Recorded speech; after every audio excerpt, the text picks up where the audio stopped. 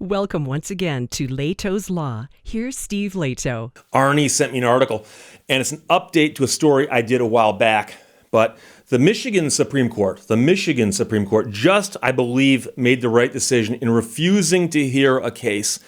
And so when they refuse to hear a case, it lets stand the previous ruling from the lower court.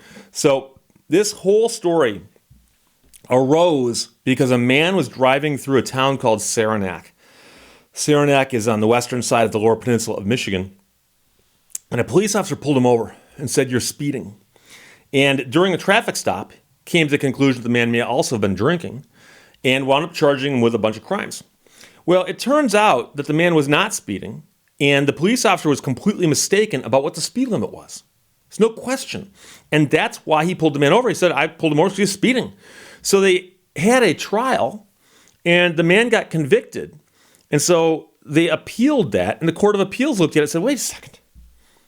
The police don't know the laws? Isn't that their job?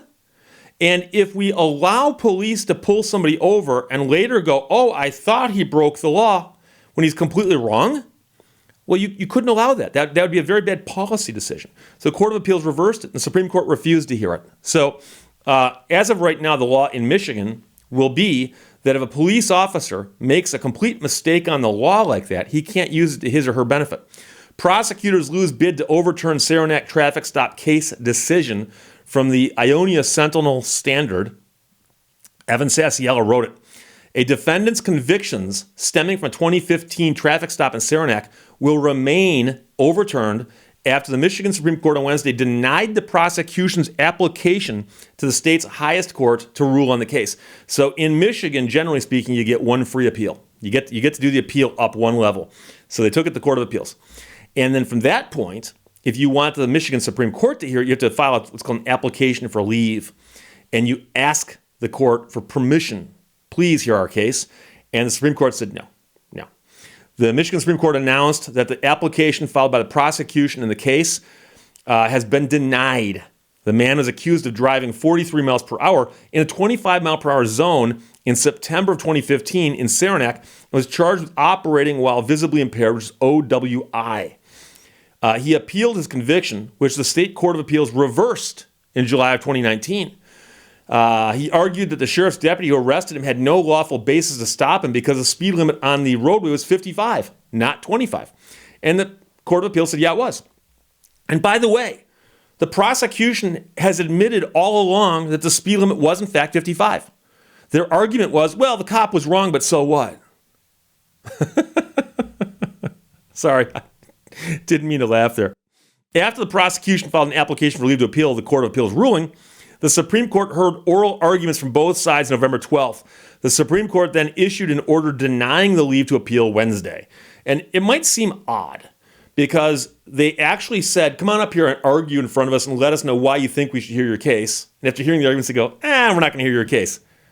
Didn't they just hear the case? Yeah, they did. But courts do weird things. And why they do the things they do, we don't know.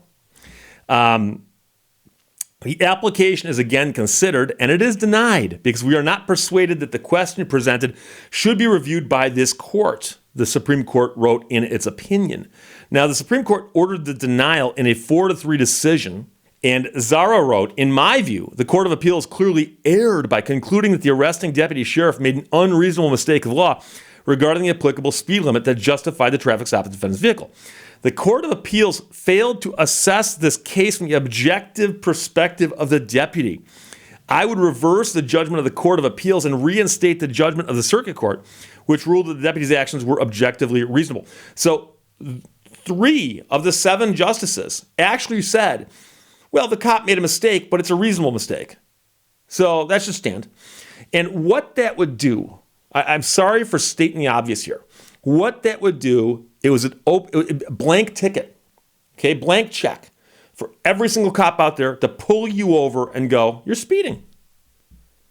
You guys doing 25. So I thought it was a 15. I was doing 45. Oh, I thought it was a 35.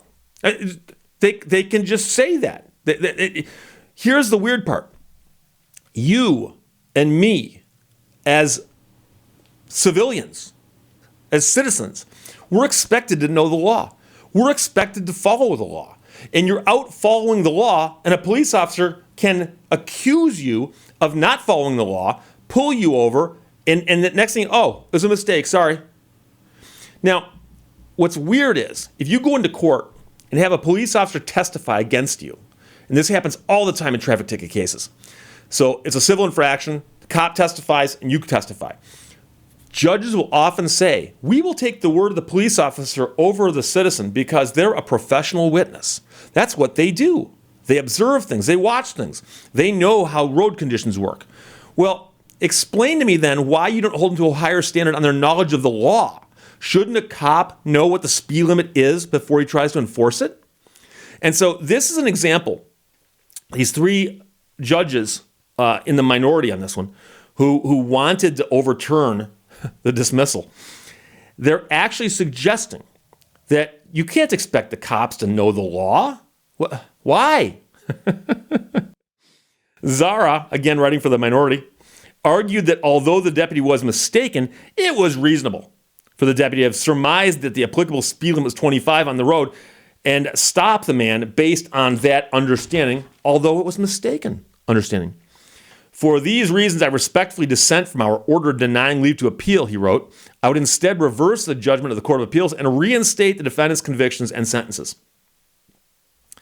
The man, the motorist, argued to the Court of Appeals that the circuit court had made a mistake because it incorrectly ruled the deputy made a reasonable mistake of the law, despite lacking an articulable and reasonable suspicion that the driver had violated any law. And that's from the Court of Appeals opinion.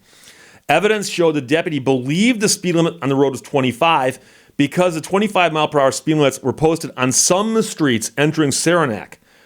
Evidence also showed that Saranac had no sign posted anywhere that provided that it had a general village speed limit by ordinance or regulation.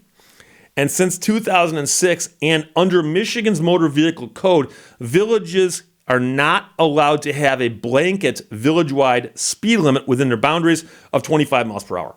So what the officer thought they had wasn't even legal. During oral arguments in November, the Jackson County Chief Appellate Attorney appeared on behalf of the Ionia County Prosecutor's Office and argued that the deputy had made a reasonable mistake. He said the roadway was 25 miles per hour going the other way and in a half-mile residential stretch of Saranac. He added that most of the signs in the Ionia County Village read 25, and it's difficult to figure out the law. If it's difficult for the cops to figure out the law, how do you expect us to figure it out? And maybe that's a problem with the village of Saranac. They need better signage. But does that mean they can pull people over and go, we thought you were speeding, whatever the speed limit might be. We don't even know what it is. We don't have it posted in the right places anyways. The attorney for the driver argued the mistake was not objectively reasonable, stating the deputy testified he knew that unposted roads in Michigan are 55 miles per hour. The Ionia County prosecutor told the Sentinel Standard he appreciates the support he's received from prosecutors and prosecuting agencies across the state, as well as the assistance in handling this case up to the Michigan Supreme Court. Obviously, I'm disappointed in the outcome of the case, he said. I agree with the dissent and the three justices who support the dissent. Sorry, I just dropped my lucky $50. He agrees with the losers. This is one of those weird ones. And again, the guy's the Ionia County prosecutor. And he's an elected official. So he has to be on the side of law and order, I guess. And the weird thing is that can you imagine if he was out driving around some small town out in the middle of nowhere? Cop pulls him over. Do you know how fast you're going?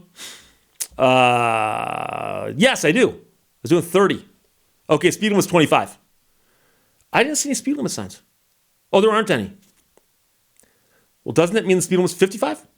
No. Speed limit in the entire village is 25. Isn't that illegal under the Michigan Motor Vehicle Code? Oh, so you think you're a smart guy, do you? Well, I'm a prosecutor in Ionia County. Cop's going to go, get out of the car. Can I search your car? I want to bring the dogs in on this one. So obviously he's disappointed in the outcome of the case. He agrees with the dissent. Do you know how many football games I've watched where I agree with a losing team? Still lost. I wanted him to win. The attorney for the driver believes speed limits in Saranac are still improper and is concerned that drivers are being pulled for speeding when they're not actually speeding. He told the newspaper, but he was pleased, of course, with the Supreme Court order. I'm very excited. It's been a long time coming, about 5.25 years. So this has been winding its way through the court system. And as many of you have already surmised, it's cost somebody an arm and a leg to fight this. So guy's out driving along. He's not speeding. Cop pulls him over. Know why I pulled you over? No, you're speeding. Cop goes, I think you also been drinking. Next thing you know, the guy's been arrested. Goes to court, fights it on the theory that he wasn't speeding. And this is literally stuff they teach you in law school like the first week you're there. I mean, maybe not first week, but second week. But everyone knows the idea that if they pull you over and start investigating, if that first step is flawed, it can lead to the dismissal of all the stuff that follows from it, the exclusion of evidence and so on. Everyone knows that. Everyone knows that. And so for these prosecutors to tell the newspapers and the courts with a straight face, oh, the police officer, he was wrong. The village is wrong, but we still think the conviction should stand. It's time to get out of that county, my friends. So there you go. But yeah, Arnie, thanks for passing it along to me. And it's an update from a video I did a long, long time ago, a story a couple years ago at least. But the prosecutors lose their bid to overturn the Saranac traffic stop case decision because the Michigan Supreme Court in a 4-3 ruling. But at least they ruled the correct way. So there you go. Question, comments, put them below. Let's talk to you later. Bye-bye. Thank you for watching Lehto's Law. I have not lost my mind. I have it backed up on tape somewhere.